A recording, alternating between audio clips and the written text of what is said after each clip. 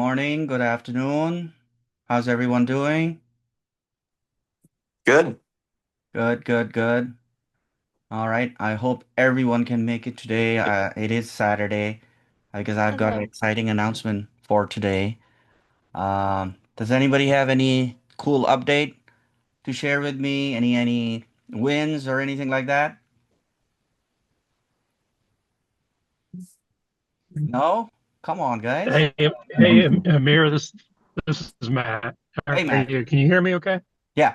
Hey, all right. We're driving to drop some stuff off to my daughters, but yeah, just something to share. So my CPA had asked me to set up a meeting if I would be interested in some of their software, QuickBooks and things like that. So I had a meeting yesterday with a guy that I had not met from my CPA's office, and so he was wanting to kind of know about my business and everything. So I thought, well, I'll just take this opportunity to do my little, kind of 1 minute spiel on what I do. So I said, before we get into kind of the accounting piece, let me tell you a little bit about my business. And so, I had the opportunity to do that, and he was just amazed at what we do, and the opportunities that has. And he said that he had previously been an accountant for a real estate firm, so he was very familiar with real estate.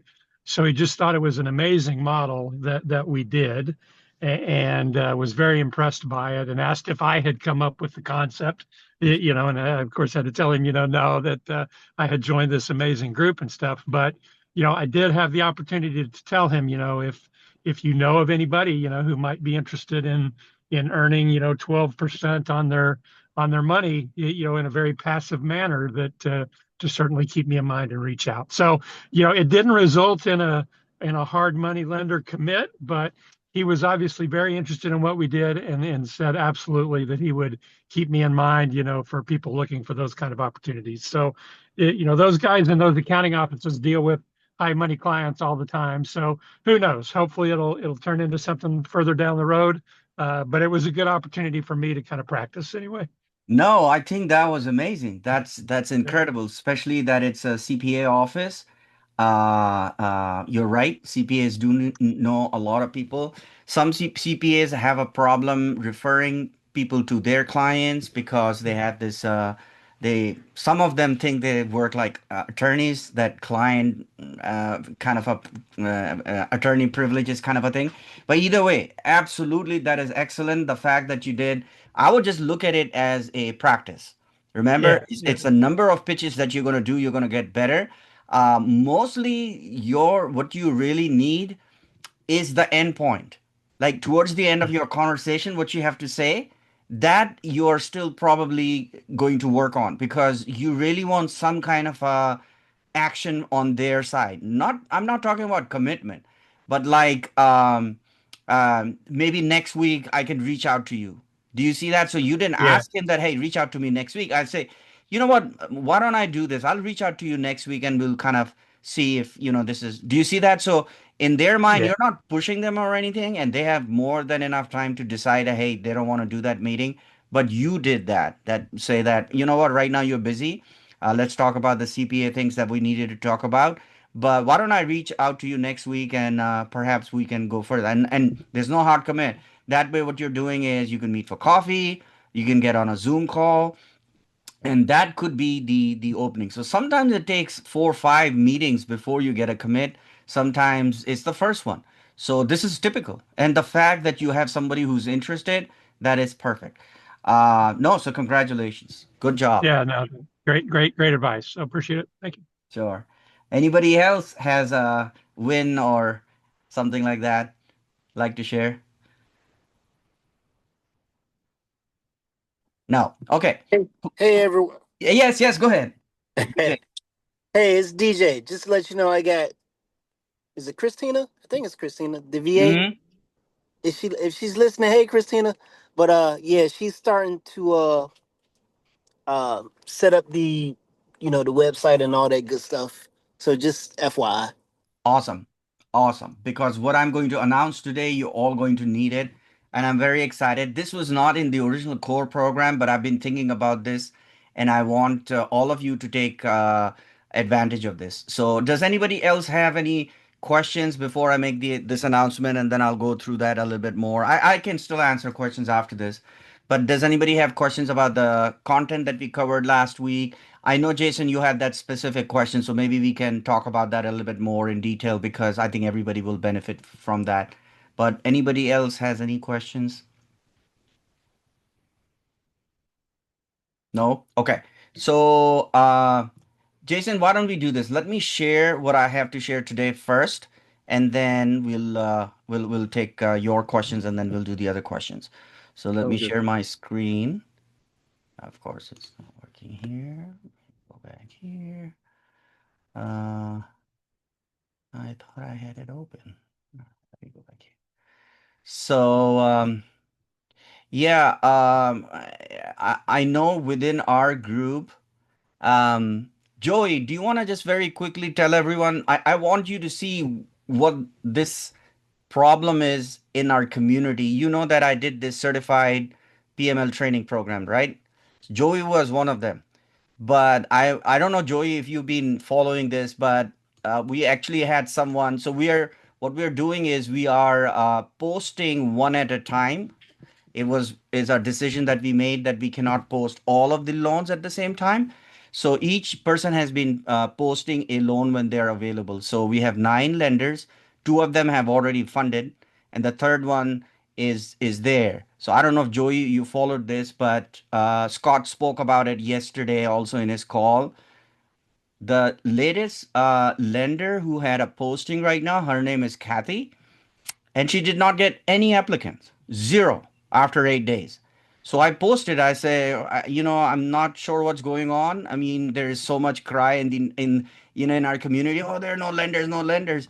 And you have somebody in our community, and her requirements are minimal. Like she will pretty much lend anywhere. The only requirement we look for is we want somebody who has done at least 2 slow flips. And there's a very obvious reason for that, right? If you look at our community and you go back and you look at the history, there are so many. I'm literally talking about hundreds of people who joined the Freedom Accelerator community. Maybe they bought one and then they just gave up, right? And so you don't want to lend to someone who's not committed, right? And so that's, I mean, in terms of requirement, that's a minimum requirement. You want to see somebody who's really committed. But then afterwards, then we suddenly got, I think, 2 very good applicants, so she'll fund it. But Joey, I just want you to know that you did one. You were the first one, right? Oh yeah. So share That's that very right. quickly, briefly. Yeah. I'm just pulling this up meanwhile. Yeah. No problem here. Yeah. So I was the first one posted. I think I got 5 applications or 5 applicants, which was stronger than the others. But I think it was just like you were saying, Amir, timing and getting the post at the like higher up on the list so that people actually see it. But I think I got 3 very strong applicants. And so it was actually a tough decision for me to figure out. But the one, I just liked their story and I felt like I could trust them. They had a lot of real estate experience in general. They actually had some negative, they went through the 2008 crash and almost Mm, wiped them out completely. And I actually liked that they had recovered from that. So actually, that was one of the reasons I did it. But that's been totally funded now. So I was really grateful to you, Amir, for going through that process because now I know what it's going to be like from the perspective of a private money lender, especially someone who has a self-directed IRA, which is how I funded that deal. perfect. Thank you very much for sharing. I appreciate that. All right, so guys, here is. I don't know why is it not showing. I just keep pulling it up. I guess I have to have it up. Uh, I'm just trying to share my PDF and it's not letting me share it. Oh, there it is. There it is. All right. Can you see my screen? All right, cool. All right, guys. So if you remember, if you go in school, there is a classroom tab for collaboration. So this is the first collaboration, and it's still that is still locked. I'm going to unlock it right now, and that is why I wanted you to have whoever is here first to have the opportunity. So I'm going to tell you exactly what it is. All right. So the name of the program is Amir Khan plus 3 PML Live Workshop, and I'll explain to you why is it called this. All right. The idea is this, that we as a community, we are a small community, we will be doing a live workshop. I will actually conduct the workshop. All right. You all can participate at the basic level, which means you do have to invite potential PML, just like Matt just mentioned. This guy he spoke to, even a casual conversation, he can say, "Hey, look, I really want you to attend this because this blah blah blah." We're gonna talk about the marketing split on that, but in principle, like the workshops I do, this is an excellent opportunity for you to get involved with this. You have two ways you can get involved with it. Number one level is simply invite people that you think could be potential, even if you would not have the initial conversation, but you have an idea that they might be interested if they actually see the whole presentation. And it's going to be live, it's going to be via Zoom. You invite them over. I do the presentation. Towards the end, your picture will be there. All of the people who are participating, their picture will be there. So the people you invite, they can only invest with you, right? So that's fair. And so that's the first level. So anybody can participate as long as you can get 5 people to commit. And we'll talk about how we'll do that. So that's level one. The level two, if you want to go further, and that's where the opportunity is, I'm taking in 3 co-hosts. So you could be one of the co-hosts in the live workshop, which means I will do the entire presentation, but there might be 1 or 2 sections, 3 sections basically, where I'll have the co-host do that presentation part. So if you commit to that, you can do that. It's strictly on first come first basis. As soon as I open the application, if your application is one of the first 3, you just, so I'm not going to choose who is better or not, the first come first, because it really has to be on you. Are you willing to do that? Which I think you are ready to do that. But this will really, really prepare you to do a live workshop, which is, the final strategy that I'll teach you, which is working with custodians, right? Which is a little bit harder, but if you do this, it's pretty much like this, except that, it's going to be a different audience. All right. So here's the concept. I'm going to repeat that again. The purpose of the workshop is to enroll new PMLs. We will all invite, and I will also invite. I have quite a bit big database of PMLs in my database as well. So I will invite as well. All students can participate as long as they meet minimum eligibility, which I'll explain in the next page.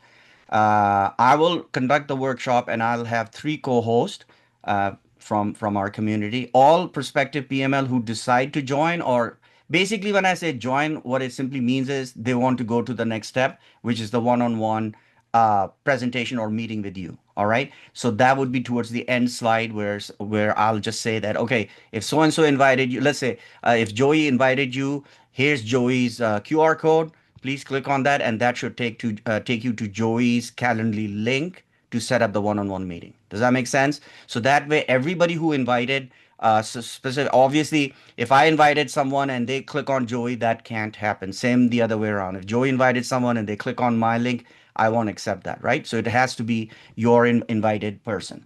So that's that. And the eligibility, like I said, is very simple. You do have to invite 5 people, and I'll help you with that. Again, remember, I'm not trying to get your PML. I'm not trying to enroll your PML. I'm doing it for you, right? This will push you so that you get into a habit and you build that muscles where you go out of your comfort zone and you find those 5 people that you can have them come on this workshop, right? And remember, we'll work on the marketing wording. We'll work on emails that you could send out. We'll work on the text messages you can send out, even live phone call that you can get somebody to say that, hey, yeah, I'm interested, but I'm not sure. Oh, cool. That this is a great workshop because we're going to go through the whole model. We're going to show you sample deals. We'll show you the money math. And then we'll answer questions that you may have. And after that, if you decide, it's for you, great. If not, no worries, right? So you have to have 5 potentials that you want to be able to invite. You can invite more. So let's say you invite 10. Great. Remember, it's the bigger the audience, the better it is for you. So you want to use, and we're going to market it so much so that you maximize participation. If you want to take it a step further, like I said, you can be one of the 3 co-hosts. The benefit of being a co-host is that this will give you a real-time practice in doing a workshop, live workshop. So as a co-host, you will present a part of the overall workshop live. So when and how? So for this collaboration, everybody benefits. Your system has to be in place. So that is why I'm not fixing a date on it. the date is flexible because I want everybody to participate at the basic level, right? So that's why your systems are important. That's why last week I was pushing you guys about the systems. So we still have time. So don't panic if you haven't started or you've got some things in place. Because remember, as soon as this is done, your QR code is there. So the workflow has to work. Your person has to be added to CRM, your Calendly has to work, your Zoom has to work. So if those are not working, because that's exactly how I work. And if you simply duplicate the system I showed you, you'll have everything in place. And remember, I told you, don't do anything complicated. Your website doesn't have to be complicated. If you want, even a 3-page website that talks about what you do, you can do that. So it's not very complicated. And DJ is actually DJ. Plus, I know a few other people have already reached out to Christine, and she's offering very affordable way to set these things up for you. Or if you want to do it yourself, absolutely do it yourself. But get your systems in place. So what I'm thinking of is towards end of June that I want to do this workshop, and we'll kind of see, we'll talk to each other and see how everybody's doing. If everybody says, "Hey, I'm done with my basic, system setup. I'm still testing and tweaking," that's fine. That's good enough, right? But if you don't even have a website, you're still working on the verbiage and all that. Like I said, I already have templates. You don't even have to create those things. You can take my template and just uh, use the design, the setup, but take out the language, add some of the stuff that you want to add, and you should be ready, right? So that's the date I'm thinking of towards the end of June. If you have to push it to July, we can do that. The workshop will be held live. It'll be via Zoom. So even though we're going to record it, we'll think about what we're going to do with the recording, but invitation link will be available to everybody who's participating so they can invite their people. So that's what I have. Let me do this right now. So I'm going to unlock it for you in real time. So you can go in. There's an application that you would be able to see. So let me stop sharing this. But meanwhile, if you have questions, I can start answering questions.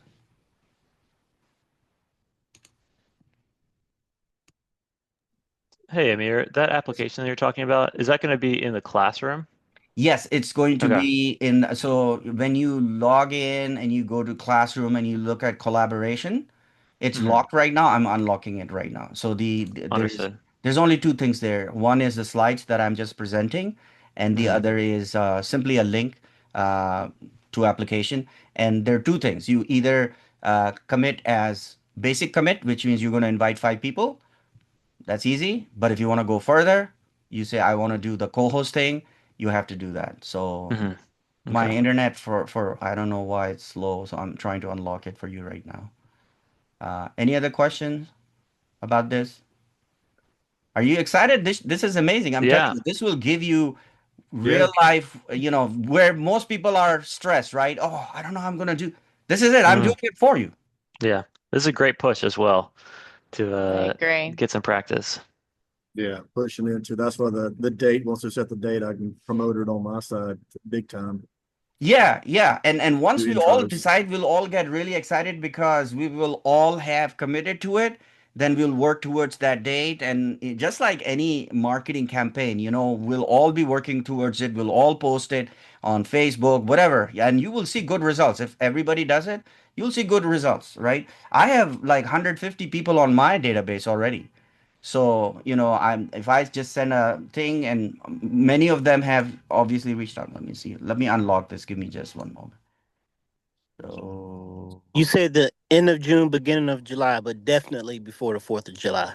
I think that would be perfect. the problem with that is, DJ, that you want to avoid. That's something we're going to talk about is in my experience when you're doing some kind of marketing event and it's a big event, you have to be very careful on choosing the date. And the reason why I mentioned that is because, okay, let me just do this. All right, so it's active now. So if you want to be one of the three, you should do it right away. So it's first come, first serve. Otherwise, the other part you can do anytime. Let me know if it's not unlocked. I did unlock it. So yes, to answer your question, DJ, so let's say we do it close to July 1st or something. Anytime it's close to a major holiday, you're gonna miss out a lot of people. People are already gone to family vacation or that whole weekend. they're going to be busy. So nobody would want to commit on it. So we're going to choose the date very carefully, that nothing big is coming around the date. So yeah, we want to avoid the July 4th weekend.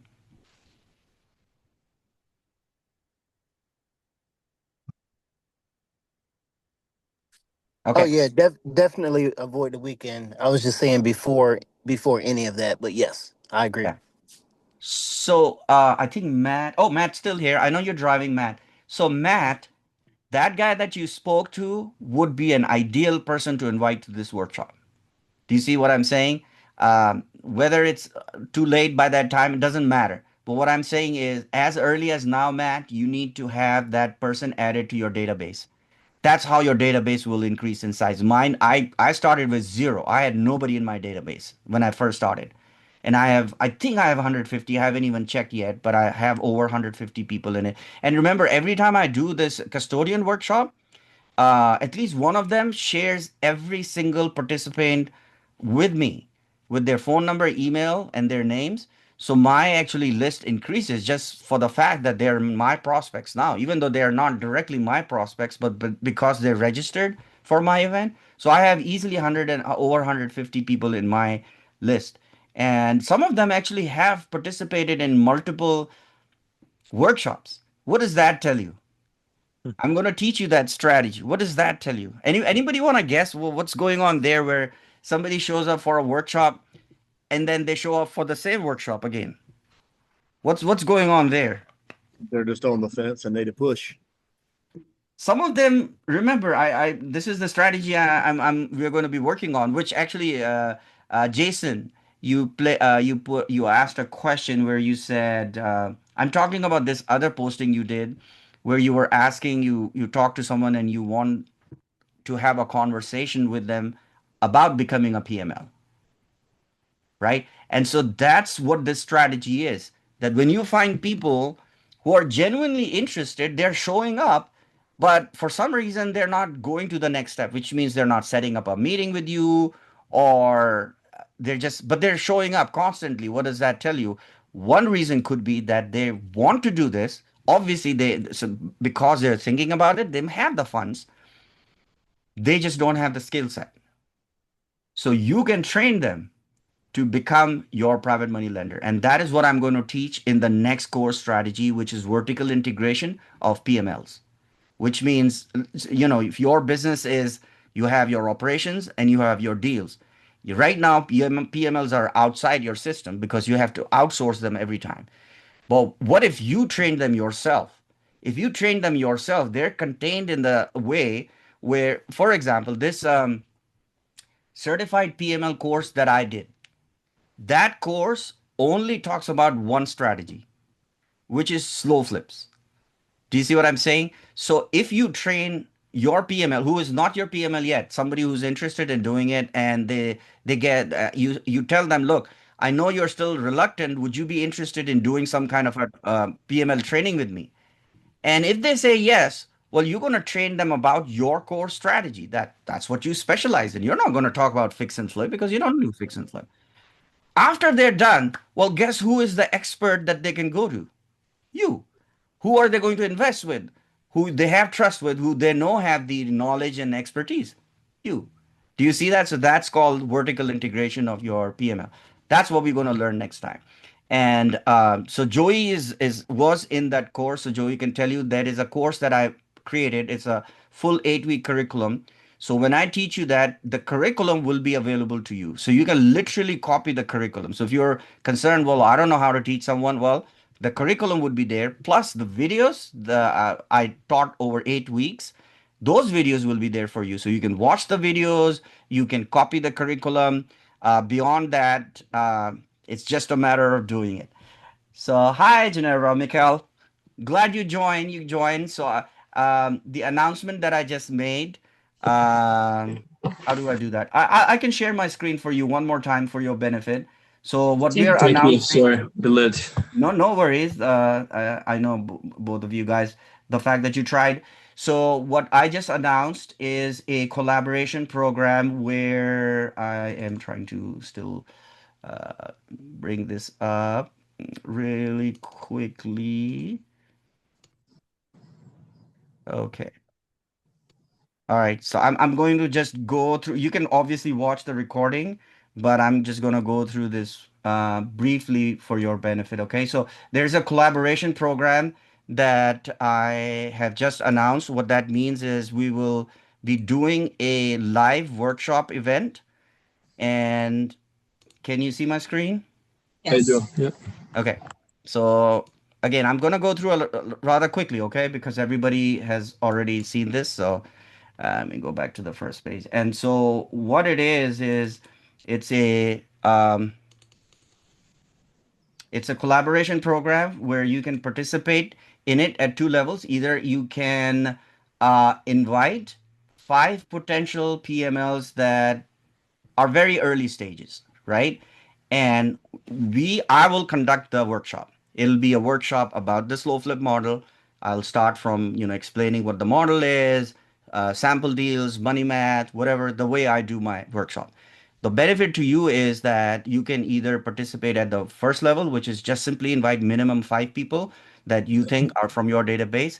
After the presentation, if they want to go to the next step, we will have a QR code for you.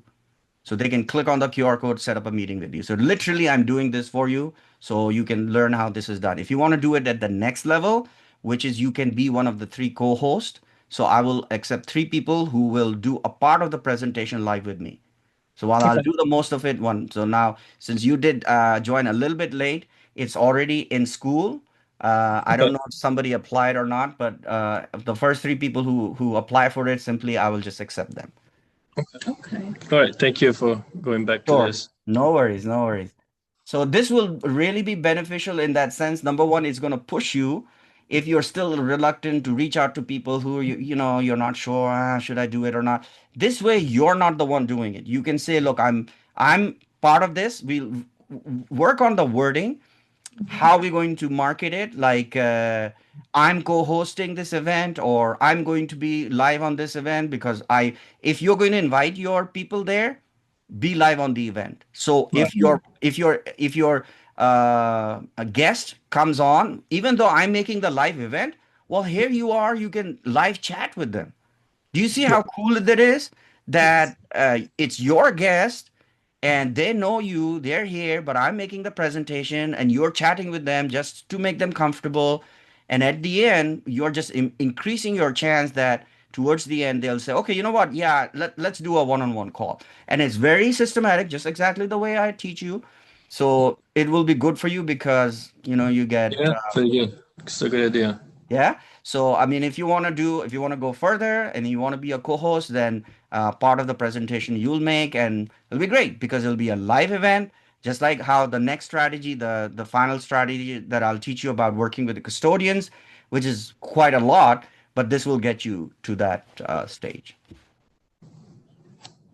Cool? Yeah. Very cool. Thanks. Sure. Hey, Steve, I saw you join. Were you able to follow everything from the beginning? Because I'm not sure if you saw everything or if you have any questions. Maybe he can't answer. All right. Does anybody else has any questions? Sorry, I'm here now. Yeah.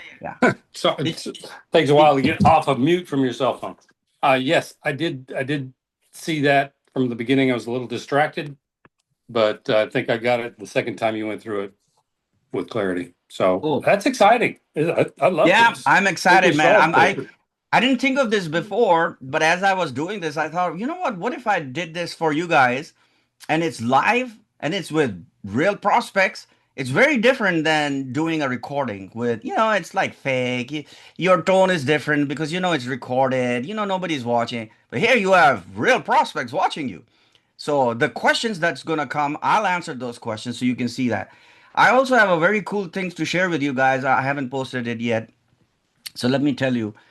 Um, um, uh, I get reached people in the community, Freedom Accelerator community, reach out to me often. Or I have a PML and they have a question. And I mean, I'm quite busy doing a whole bunch of different things, so I'm usually not available. And also, a lot of times, some of these people, I don't know them, and I set up an appointment. I really have to find time in my schedule to set up, and they're no show. And for me, that is really disrespectful, right? I mean, if everybody is professional, and so people casually set up time and then they don't show up. Well, so that's why I'm very protective. So anyway, this guy, he was consistent. He said, "Hey, please, if you can find time." So I said, "Okay," and I said, "Okay, so it's going to be on two conditions. Number one, I will have to read some disclaimers so the person you're bringing on knows that you and I don't have any financial relationship, and I'm not pitching you or anything like that. Number two, I will want the conversation to be on Zoom so it can be recorded so I can share it with my students." And they agreed to it, which was great. So here's what it is. So this guy, he's new. I mean, if you listen to him, he's new in the community, but he's very smart. And so these are PMLs, that potential PMLs that he somehow knows through his work, and they know him personally. But they were asking a lot of questions because this guy is quite sophisticated. He does a lot of deals. So I recorded the whole thing. This is going to be amazing for you because this is somebody who's not skeptical, but is throwing questions at you. And so if you notice, what I'm doing is there were a lot of things that this guy who is the Freedom Accelerator member, community member, he's still new. So he didn't use the right verbiage. He didn't even explain the model correctly to the PML. So I can guarantee you that he would have lost that PML. But he reached out to me later and he said, "Hey, thank you so much for doing this. Can I pay you?" And so I said, "No, you don't have to pay me." My point is that when you watch that video, you'll see that the potential PML knows exactly what to do. It's just that he got the information wrong. So, and I just was correcting him. But when you do it with confidence, then the guy was like, "Yeah, I mean, this is good," and he's probably going to end up being a really good PML for him because he wants to do more. All right, so I did record that as well for you guys, so you'll have that access in our community. Cool. All right, I'm gonna stop talking. Questions? Hey, Amir, I wondered if I might have missed it in the classroom, but if you have the property report sample, I saw that. If I wanted to use that template to make my own, should I just edit it in PDF, or is there a simpler way that you recommend? Great question. I actually thought of that. Can you post Mm-hmm. a message on school to Christine? And I think she can do it. If not, then I'll have to go in. So what I have to do Okay. is go into the actual Canva template and then create a link for it. Just like how I Mm-hmm. created a link so that you can then copy the template. Right now, you cannot Yep. copy it. Understood. Understood. I can Great. send it to you, but I can tell you right now, there's not much to copy. You know why? Because I may have to do a video on that. The way I do it, I simply copy and paste reports from PropWire Mm-hmm. and Zillow, Okay. right? Okay. But the way I do it is like this. It's pretty cool function, by the way, if you guys haven't used it. So if you have Canva open and you import a PDF, so on the left you will see uploaded PDF, right? And the PDF has pages. So if you highlight one page and you click inside Canva and you double click, it will post that entire PDF page as is with formatting, which is amazing because when you export Zillow rental report, remember it gives you a really nice format with properties and it has columns and everything. It will copy the entire format as is. That's what is in my property. If you see, that's what it is. That's how I copied it. So if you're able to figure it out, great. If not, then I'll have to do a video on that, Okay. how to do that. But yeah, it's a Sounds template, great. and Thank you. I'll share that template with you guys. Awesome. Thank you, sir. Sure. Okay. So any other questions? So Amir, you have two-tier presentations, right? Tier 1 and tier 2. So on the second one, what you do, you compare different type of investments, right? You have like risk versus reward, where you have bonds. Then you have the slow flip model. Then you have 10%. I think you're thinking about SP 500, right? You remember the slide? So one thing about that slide, I was looking at that last week, and I wasn't sure. I'm not sure you can really compare like a bond investment with slow flip. As far if you say 10%, you say bond 5%, right? But the bond, you don't get the principal back, right? When you invest $50,000 on stocks, you never get the principal back. So that the 10% compound much more. When you're getting, so if you really compare the two investments, in my opinion, the slow flip, since it's fully amortized, is really 6%. Slow flips is 6%? If you, because you're giving them the principal back every month. Okay, so this is a very good conversation. So I think we can talk about it. So number one, that model that I shared, if you Google that model, that's I know the model. I know the model for a very long time. That model only compares two things. I use that. So what I have there, I specifically put slow flips in there. But what that model only calculates is risk against returns. That's all it's comparing. I manually move things around to show, obviously, slow flip, in my opinion, is a lot riskier than fix and flip, right? So only in those terms. Now, those returns, obviously, those are, anybody can make a question about that. So let's just clarify that slide only compares risk factor with the return, whatever the returns is. Let's say you say bond returns are more or slow flip is less. Either way, where I wanted to show was where slow flip stands on that spectrum of risk. That was the purpose of that. And I have mixed results with that. Just like you got a little confused, I had somebody else who got confused, so I might remove it because I thought it's such an old model that people might understand it. But it does help in explaining the risk factor. But you're also right. If you claim a certain return, then people start questioning the return. So and the issue is not the return, it's not the way you claim. The problem is comparing return on investment in percentage with different amortization schedule. We can't really do that because there's the different amortization schedule. So the return is different based on how you amortize your investment. In the stocks, you leave, like for instance, I have a private money lender. They say, listen, I don't even want the principal back, right? Because they understand if they leave the principal in, the 12% is way higher. It's basically the double, right? So for you to get 12%, to get the same return on investment with a fully amortized investment, you need to do double of the return. I mean, you will have to do 24% to get 12% compared to stocks. You know what I'm saying? Because you get the principal back. Yeah. So I think we are now talking about something different. So one was that model thing, and the other thing you're talking about is you're saying, so correct me if I'm wrong, you're saying that what we say 12% return is not actually 12%. Is that what you're saying? No, it's 12% if you say it's fully amortized. It's totally 12%. Yes. But it's fully amortized. And then you compare the 12% on SP 500, which is not fully amortized. So you're really comparing two different things. That's all right. I'm But saying. remember, I told you my goal was not to compare the percentages. My goal was to compare risk. I know, but you do through the return. So because you compare risk versus return. Yes, and that's why I might remove it, because the problem is, somebody might say, well, the returns is that. But either way, if you look at it, where stocks sit on the risk profile, where slow flip sits on the risk profile, and where bonds sit on. Okay, forget about the returns. Let's assume the returns were not on the scale, right? If they were only risk, where do you put a slow flip compared to bond, compared to fix and flip, compared to stocks? I'm talking about risk. I don't know. It depends. Stocks is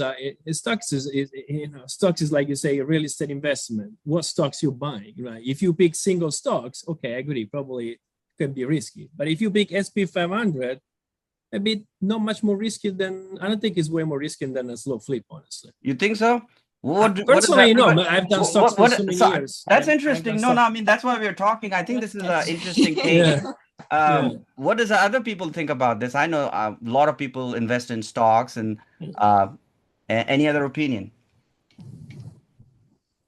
I think that by the time someone pays the fees that are associated with stocks, you are way under. That's the first question I asked, like one of my best friends, as he went and talked to a financial advisor. No, I agree. But if you buy SP 500 like on Vanguard with the fee is minimal, zero, no fee. Is an index. There's no fee. It's 0.002%. Yeah, It's he's no paying fee. 1.25. Yeah, because he's speaking their own fund, but that's okay. You know, as I say, stocks is a huge. It's like say, oh, I invest in real estate. Okay, but it can be anything. Stocks can be anything, right? Can you So borrow, sorry, can you borrow money against your stock portfolio? you Yes. can. I You don't think can so. I you don't, can if you borrow go to a against your bank, 401k. You can borrow against It's called unless leverage. It's called leverage. unless you're doing what you call them options, right? Which is yeah. obviously leverage. Most normal people, if you let's say you have, when I say normal people, I don't mean multi-million dollar portfolio. I'm talking about normal people's portfolio. If you walk into a bank and say, okay, well, this is what I have in, you said you have what S&P, S&P 500. Yeah, I mean, SP it's an 500. index. It's an Right. index. Oh, yeah. So indexed fund. I have, I don't know, 20, $30,000. I like to borrow against this. Do you think the bank will lend you any money? I'm not talking about a part of the money. Any money. They will not. Um, Stocks, it, banks will never right, lend you money against your stock portfolio. There's a right. reason for that.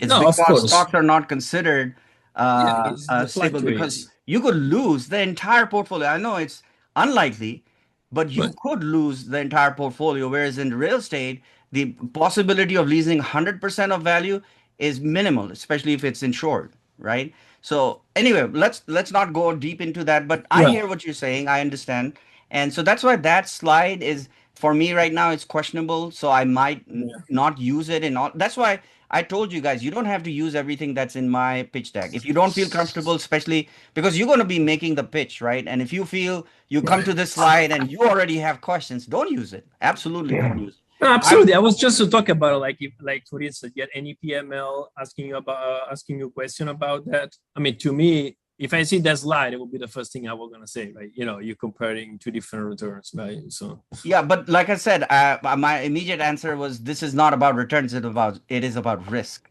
I'm the whole presentation, that whole that was the question. That's why I'm saying that the one PML did ask me, and he was asking about returns, and I said, okay, for a moment, let's just forget the returns. I'm just talking about a risk profile, and he was just stuck on returns, and he kept going back and forth. And I said, okay, well, let's just move on, because let me tell you this fix and flip.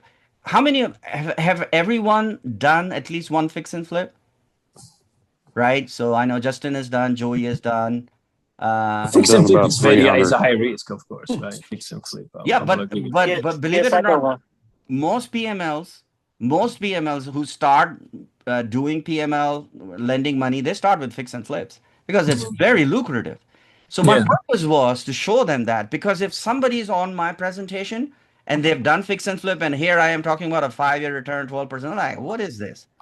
So I'm just telling you because I'm shocked when I speak to PMLs. Many of them don't know the reason is because they done 2 or 3 or 4 fix and flip and they've all gone really well.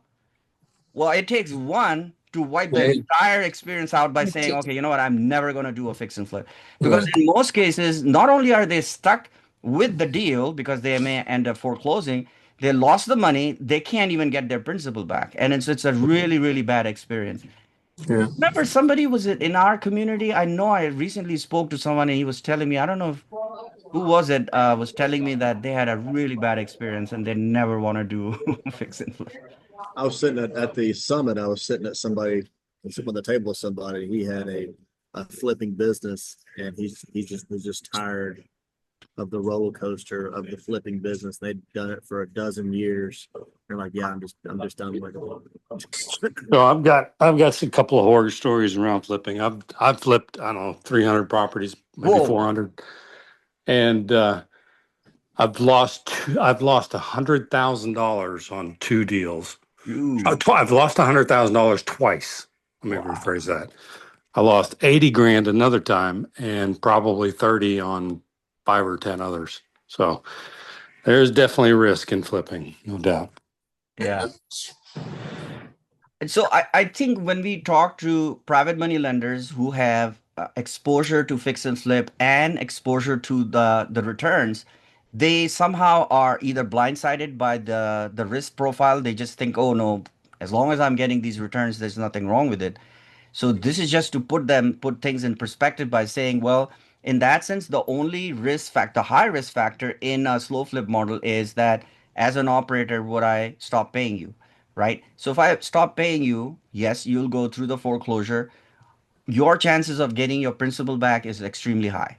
So at least in my case, by the way, this PML that I spoke to in the interview yesterday, day before, that was the other thing. He said that, yeah, I understand how this model works.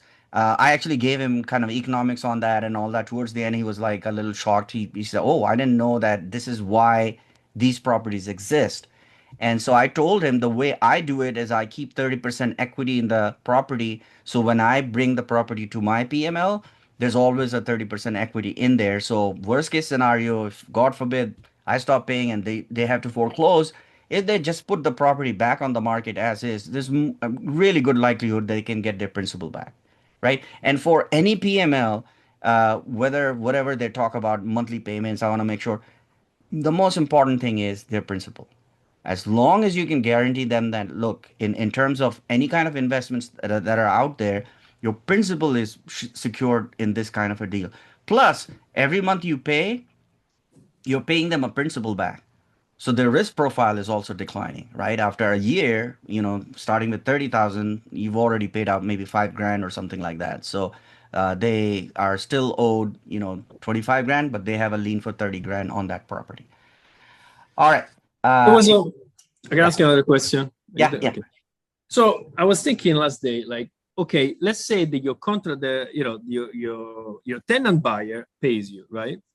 But you don't pay your private money lender. So your private money lender goes to foreclose the property because you're not paying. However, there is a CFD in place and the person is paying you, has been paying your company.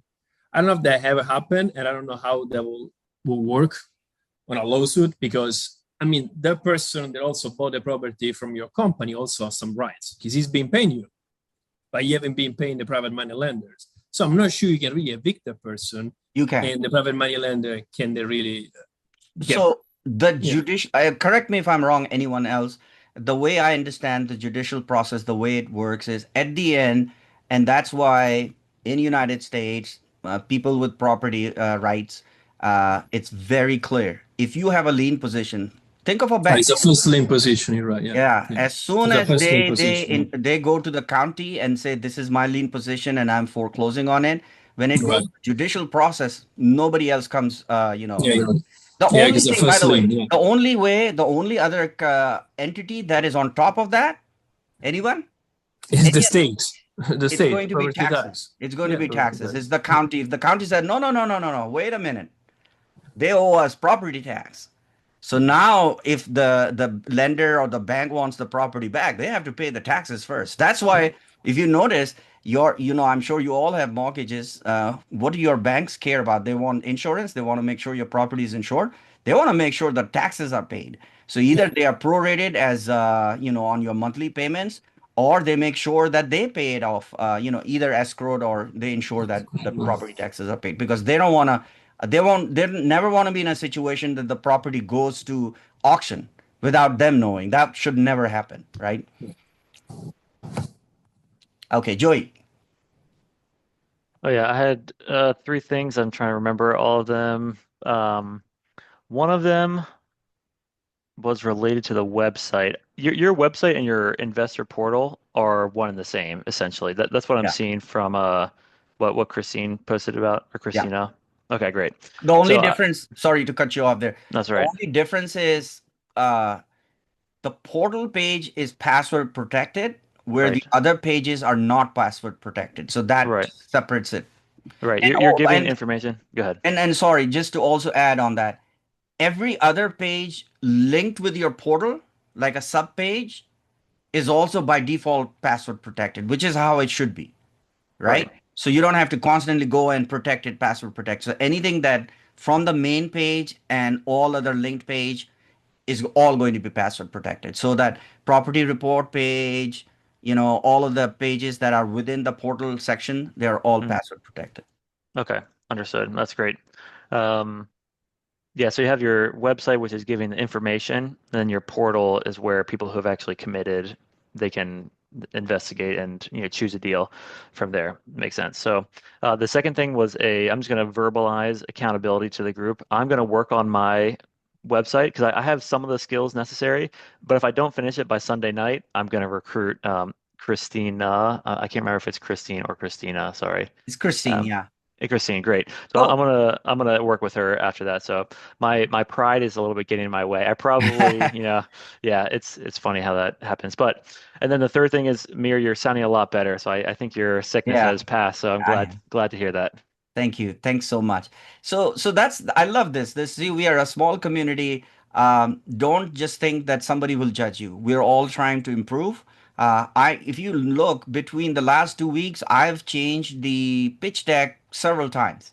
That's why you have access to it as a template. So every time you go in, you will actually see an updated version. That does not mean that you have to do that. I'm just showing you that I'm constantly improving myself, my presentation, all the time. So you should be doing the same thing. Don't ever think that you're arrived, because you will, in my opinion, you will never arrive, right? You do want to just get to the best level that you can. Teresa, you haven't said anything. I'd like you to say something. Well, Joey kind of has me wanting to make myself accountable too. So Cool. at 6 o'clock will be taking my son to the airport, so his time with me is gone, and I can get back to reality because we've went from Mexico to visitors to visitors to visitors. That's what happens when you live in Florida. People want to come see you. So people are going to be gone.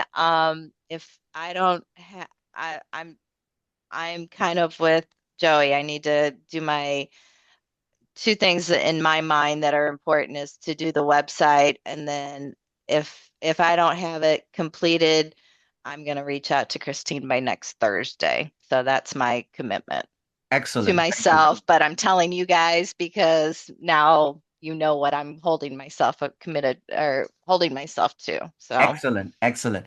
I thought when you said, yes, go ahead. Well, I did sign up for the collaboration, and I have no idea what 5 people I'm going to invite, but we'll figure that out. There you go. That's it. That's exactly what I wanted you to hear. See, you don't know. When I do things, when I do projects, sometimes I don't know exactly how, but I commit to it, and then magic happens because you're forced to work on it, right? So great. Don't worry about it. The worst thing is that you won't get as many people. And I'm talking, I didn't want to say it first, but here's what's going to happen is you will now figure out to get 5 people on board. You will have to invite more than 5 people. Oh yeah, so you will have to absolutely. work I already backwards, knew right? that. Exactly. So that's wonderful. But hey, Teresa, one thing, just on the side note, you said, well, that's what happens when you live in Florida. I thought your next sentence would be, that's why I've decided to move to Alaska. No, Nobody would visit you. Well, I hear Alaska is great in summer, so you'll have all people trying to come to Alaska in summer.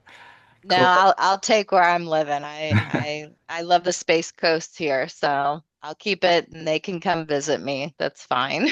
Perfect. Thank you for sharing, Teresa. Yes, Jason, go ahead. I guess 2 things. One is my accountability. I am going live on Facebook on Monday at 7 p.m. Eastern, and I've been running that just to get that one. So, hey, on my Facebook, I'll be going live doing an intro. The level 1, if you will. Get a teaser in there. I'm gonna consistently do that every single week at different times. There's a little noise in the background. Can you speak up? I'm sorry. Yeah. Can you hear me? Yeah, yeah, that's better now. It's better now. Okay, go ahead and say that again because I was interested in what you said, but I couldn't hear it well. I said that so I'll be going live like this Monday. I'll be going live at 7 Eastern and just doing the intro. Just see who's there. If somebody's there, great. If they're not, let's practice, and I'll do the same thing at a different time next week, next week, just to build my practice and also build those who are interested. I might get my 5 people from that. Interesting. So this is Facebook Live. Is that what you say? Yeah. Okay, but you may have completely random people on that. call though. Just be aware of that. So you don't want to invite a completely um, not your target market, not your avatar on the call, because you might have somebody who has just free time and you also don't want that, right? You want your person who is closest to your avatar. All right. The second thing was I think you were going to hit on the options B and C and kind of how to Yes. explain that. Yes. So I'll have to bring it up. While I'm bringing it up, would you mind saying if it's in front of you, Jason? The Um, mhm. I'm pulling it up so that we have it in front of us. This is the pitch deck, right? correct. Okay. Yeah, I'm opening my pitch deck. But while I'm doing that, do you remember it so that you can say it while I'm pulling it up? Your question, Oh, Jason. Yeah. yeah. The question on how to explain and present that. I mean, when I'm trying to do the math on it, you know, the first year, I'm getting an opt out on that first year at 9%. So, and then I've got to bring in another PML for 4 more years. So we had 30,000 for the first year for that guy if they opted out, and then we had 30,000 for the option C for somebody to have 4 years. So I'm just trying to, in my head, be able to understand it so I can explain it well. That makes Got it. sense. Got it. So,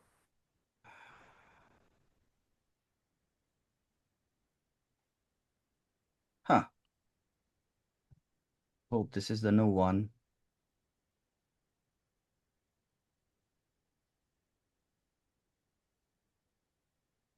Yes. All right. So, A is obviously the same. We don't have to talk about A, right? All right. So your question is between B and C? Okay. C, first of all, every time I talk about C, I'm only going to say that C is only available, it's very limited, and it's not available all the time, right?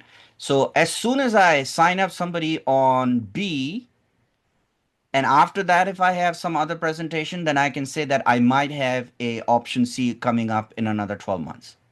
Do you see what I'm saying? So the C is really, really, really in your back pocket. So you don't really talk about it that much. The main reason why I'm doing this is because I've done so many of these presentations, especially with people with self-directed IRA, and many of them didn't sign up because they didn't wanted to, even though they had the funds, they didn't want a 5-year term. But they would have been very willing to do a 12-month term, right? But it has to be win-win. It has to be win-win for them still, but I still have to have something that works for me in terms of my monthly payment. So my monthly payment cannot go jump up or whatever. So I thought about this and I thought, 9% is still not very bad. It's still really good. It is amortized over 5 years. So the monthly payment is 622.75, and their annualized return, even though if somebody was to ask, because they are getting the money back in 1 year, is going to be 8.32 return. So that's what how I would explain B. And now your question is what? So I can. So if they were, so for example, the next question is, well, okay, once I get to my year, do I automatically go to 12% or do I stay at that No, no, 9%? no, no, no, no. When they sign up, they have two options at the time that they sign up, because I'm going to draw up the documents for them, right? So their documents will be different. So they cannot choose, they cannot convert from, even though it can be done, the way I'm going to market is at the time somebody wants to join and do this opportunity with me, they have either option A or B. They cannot mix these, right? Because the documents, the promissory note and all that does have to reflect that they, in a year, they will have the option to exit this opportunity. Do you see what I'm saying? I will, of course, work on the verbiage on how I'm going to word it so that it's not like right at 12 months on a certain date. What I will say is there will be a leeway where, I'll give them a notice. They'll know that, their term is expiring and then I'm looking for another. That's where option C comes in. That's when I'm marketing option C. So a new private money lender coming in, and I'm saying, okay, here I have a loan that has been performing, and it's as the PML is exiting, and here you can take a 4-year term. Now, your question could be, but that person might say that, okay, I'm happy with what I saw. I want to do option C. That would be fine. That would be fine. I might do a amendment to the because they still have the lien, they have everything. I may just have to do amendment to the promissory note. I'll have to look into that. I haven't thought that further. But yes, they could do option C, or a new investor could do option C if they didn't want to stay in the opportunity anymore. Does that make sense? Right. You're giving them the option to roll over to a longer commitment if they go into to go from B to C. So their payment then will increase from 622.75 to 667.33.